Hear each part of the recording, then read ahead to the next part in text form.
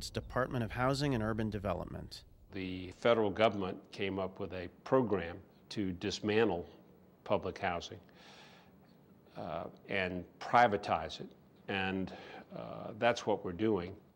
And so you've got to develop a nice community so that the poor have an opportunity to live in an environment where people work, that they're part of the American dream, and you'll get a number of folks that are not used to the type of lifestyle that we all live, where trash is thrown on the ground or cursing off of the balcony. The idea really is to provide role models, essentially, for poor folks, right? Absolutely. Mm-hmm. On the BBC, we tried to show that companies could behave differently, and we learned that they couldn't until government made rules to control them. Yet even here in New Orleans, where help was most needed, government was also drinking the free market Kool-Aid. I believe in a market-driven process. Economics, capitalism is going to take over, and the marketplace is poised to respond. So the government didn't believe in government. We knew what we had to do.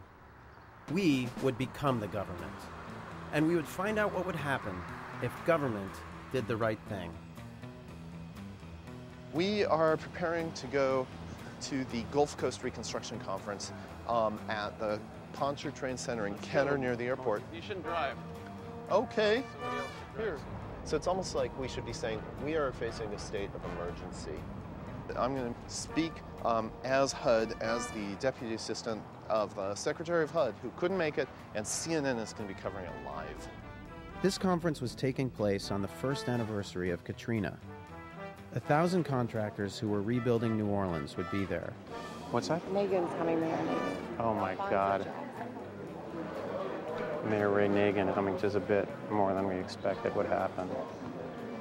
When we'd hatched our scheme, we told this guy, the conference organizer, that we represented Alphonso Jackson, the head of HUD. When the mayor and governor found out that Jackson would be there, they had to be there too. Once again, the keynote speaker wouldn't show up, but his assistant would. Would the mayor notice that something was wrong? And what would the contractors think of HUD's radical new approach to public housing, an approach that could cost them money and even put some of them out of a job? Please join me in welcoming Mayor Ray Nagin of New Orleans. And please also join me in welcoming Renee Oswin, the Assistant Deputy Secretary of the U.S. Department of Housing and Urban Development.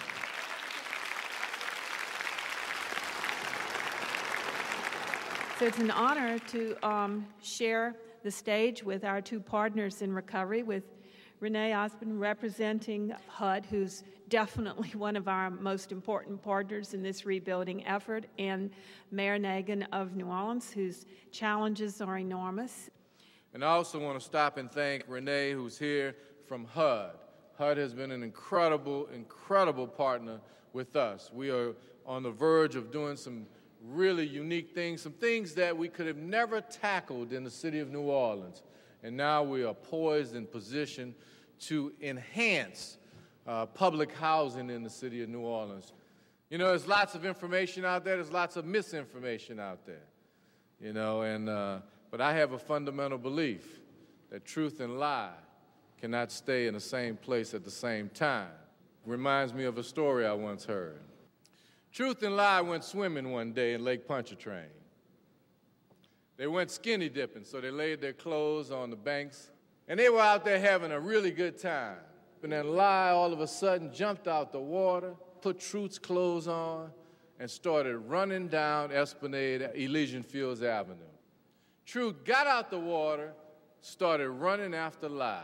So ladies and gentlemen, what you had was a well-dressed lie being chased by naked truth. It's quite a tough act to follow, nothing like that to make you feel a bit naked, eh? Dear friends, it is with the greatest joy that I announce to you today a brand new Department of Housing and Urban Development. Everything is going to change about the way we work, and the change is going to start right here today in New Orleans. Until last week, our MO here at HUD was to tear down public housing whenever we could. Like many folks in Washington, we thought that the projects caused crime and unemployment. We were wrong. When we tore down St. Thomas and replaced it with mixed-income flats, only 1 of 27 former residents ever made it back, and the rest have faced many problems, in some cases even homelessness. It just didn't work. We won't make that error again. This afternoon, we will begin to reopen all public housing projects in New Orleans and allow these Americans to be part of their city once again. But opening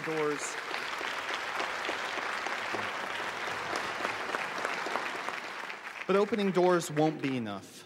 As you know, the main reason New Orleans was so vulnerable to Katrina was the destruction of the wetlands. I am very, very, very pleased to announce that Exxon and Shell have agreed to finance wetlands rebuilding from part of the $60 billion in profits this year. As J. Stephen Simon, Exxon Vice President, writes, ExxonMobil is earmarking $8.6 billion from revenues our company has made in this region so as to assure that ExxonMobil never again has a hand in destroying a large American city. Ladies and gentlemen, we will rebuild not just New Orleans, we will rebuild the American dream. Please come join us at the Lafitte Housing Complex for a ribbon-cutting ceremony immediately after the plenary session. This is what we're all here for, so let's make it happen. Let's bring New Orleans back. I thought it was very uplifting. This has been a big problem. A lot of people want to come home, and they have been unable to do so. So I thought it was a very positive message. Well, very encouraging, and what's really encouraging in particular is not only getting people back home and helping them rebuild, but the recognition that we have to deal with Mother Nature, and that Exxon is going to make some significant contribution to restore wetlands. It's very encouraging. This was encouraging. When the contractors heard that the government was going to do the right thing, even though it might cost them some business, they cheered. Friedman was wrong. Greed alone didn't rule the world. Hi, what's CBS Radio, WWL? Mind if I talk to you over here? Absolutely. Do you have a card? Oh, okay, thank you. And this time, we'd gotten away with it. Or so we thought. The city and the state both say they've not heard anything about this. This announcement comes as a surprise to the governor's office and the mayor's office. Why would HUD do this without consulting the city and the state? Well, we haven't done this without consulting with them. You have no cards. You say you're new to the agency? I have a card, but it's back at the office. I'll get it to you. Where is your PR team? I'm right here. Hi. There. Hi, you're with HUD? Yes, I am. Do you have a card? There's an entire HUD housing project there left unfinished. Yeah. There are some saying that this is a farce, that you're not truly with HUD, and that this is not an actual announcement. Well, they can say whatever they want. Who are these people? Where is your office? In Washington. Where in Washington? He just joined the agency from France. He's from France? Yeah, he's been a special attaché to the Department of the Interior in France. Why are you so skeptical? I just heard the speech, and I have a newscast very shortly. I need to confirm if it was a real speech from HUD or not. The governor and the mayor knew nothing of it. They were shocked. We desperately need to know if this is real or not. He's standing right here, the man who's just apparently committed this hoax on your department. Okay, I'm on the phone with HUD right now, and they say you're a liar. Okay, well, they can say whatever they want. I'm sorry? They can say whatever they'd like. They can say whatever they'd like, but you work for them, don't you, as a deputy secretary? That's right. Now that you've been discovered, do you want to explain to me why you did it? I mean, if you're trying to make a point, why don't you come over here and tell me why you did this? All right? All right, man. I'll call you in a few minutes. But it is a hoax, a massive hoax perpetrated today. You just pulled off a heck of a hoax. Thank you. I mean, I would say that, you know, HUD is pulling off a hoax by pretending that tearing down affordable housing is what's going to solve it. I mean, that's what they've been doing until now. This is a time when all of these people are clamoring to get back in. They want to get back into their housing, and they deserve to be there. It's crazy. And worth lying to all these people. Absolutely. To try to make your point. Actually telling the truth. This is actually truth-telling where normally there would only be lies.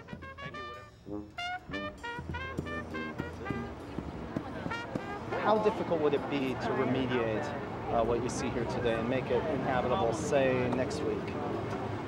Just take off the covers here. Yeah, that's a good start, yeah. Absolutely. That's it. Finally, we will be reopening public housing for the residents, for the workforce that's going to move back in and again rebuild New Orleans.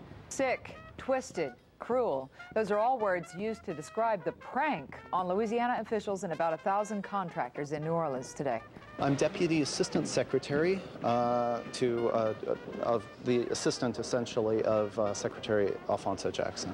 Renee Oswin can't get his title right or his relationship to HUD Secretary Alphonso Jackson. After taking the mayor for a ride, these contractors followed him to a makeshift ribbon cutting at the Lafitte Housing Project. Mr. Oswin, you're not even on the directory of HUD. You're not even listed. You don't even have a phone number. It's come to that, has it? It's come to that. Well, thanks for being the one to break the news. Hano, the Housing Authority of New Orleans, says this is simply a cruel, cruel joke, trying to give people some kind of fake hope that they were going to be able to move back. It is terribly sad that someone would perpetuate such a cruel hoax and play on the fears and anxieties of families who are desperate to return to their homes. We just had it confirmed from HUD that he's not actually an employee of HUD. This is all a big hoax, this whole ceremony here, this whole press conference. But I guess it's just to call their hand. It's just to call their hand. I respect this host because maybe it'll take a host like this to bring them out here to see what we going through. So if a host would it be, a host is what we got. And I ain't mad. I'm going to eat me some barbecue. And I think what you guys exposed is the fact that HUD could do these great things if they wanted to. Secondly, you got the attention of the residents, so now they're going to begin to ask, well, why aren't you doing these things? And number three, you're creating a controversy to feed off, to organize, and to build a struggle to the next level. So in my opinion, everything y'all did was excellent.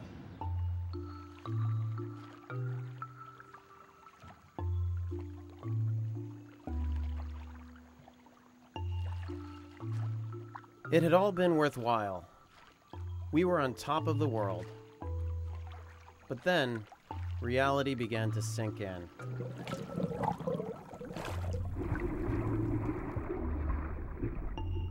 We'd made a splash, but we hadn't fixed the world.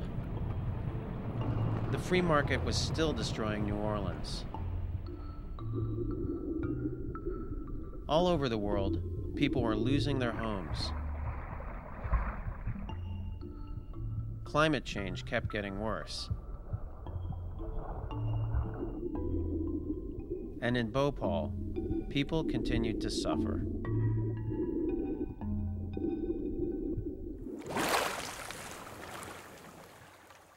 We really did need to fix the world. But it was going to take more than two guys with cheap suits and fake websites.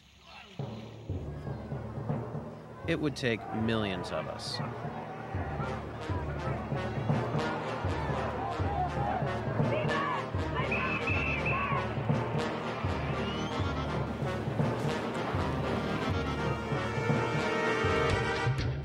But even as old regimes were swept away, we knew that real change wouldn't come easy. After all, the free market cult was still here.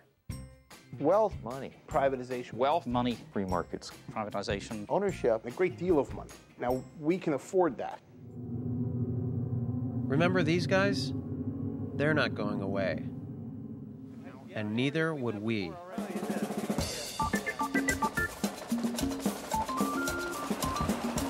We needed a really ambitious plan, because all we ever read in the newspapers was how we needed to put everything back on track, back to how it was before it fell apart.